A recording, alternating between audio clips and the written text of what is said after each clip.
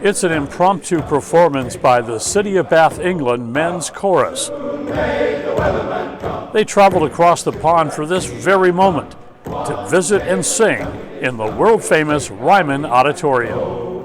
We're in Music City, USA, Nashville, Tennessee. Take a leave and go. Welcome to Nashville, the undisputed home of country music. But back in the 1800s, Nashville was a rollicking riverboat port complete with bars, brawls, and brothels. Captain Thomas Ryan was a prominent Nashville businessman, operating a fleet of paddle-wheel steamboats and several saloons. Evangelist preacher Samuel Stone was determined to clean up and save Nashville from itself. With a plan to heckle the preacher, Ryman attended one of Stone's revivals. He was, however, so moved that he joined the congregation and pledged to construct a building for large-scale indoor revivals. In 1892, the Union Gospel Tabernacle hosted its first revival with Reverend Stone at the pulpit. After Ryman's death, the tabernacle was renamed in his honor, the Ryman Auditorium.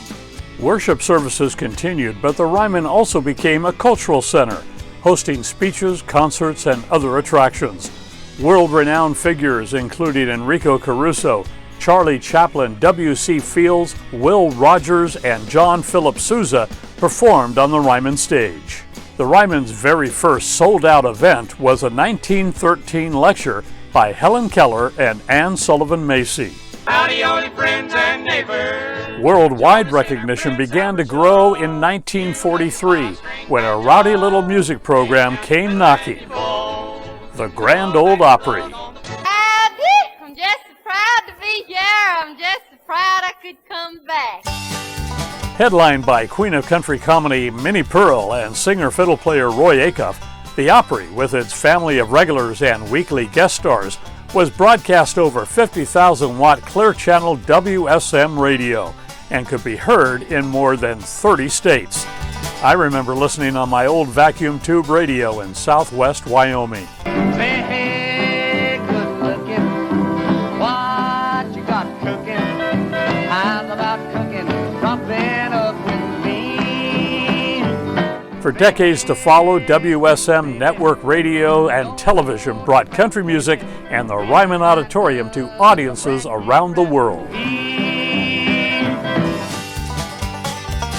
Because of its roots as a religious tabernacle, the Ryman is affectionately called the Mother Church of country music. The Grand Ole Opry eventually outgrew the Ryman and moved into a new home in 1974.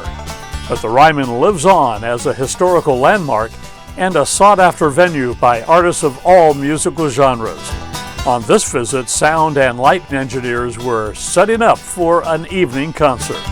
The Ryman is a self-guided tour with plenty of docents to share its historical milestones. And be sure to catch the short holographic film that begins the tour.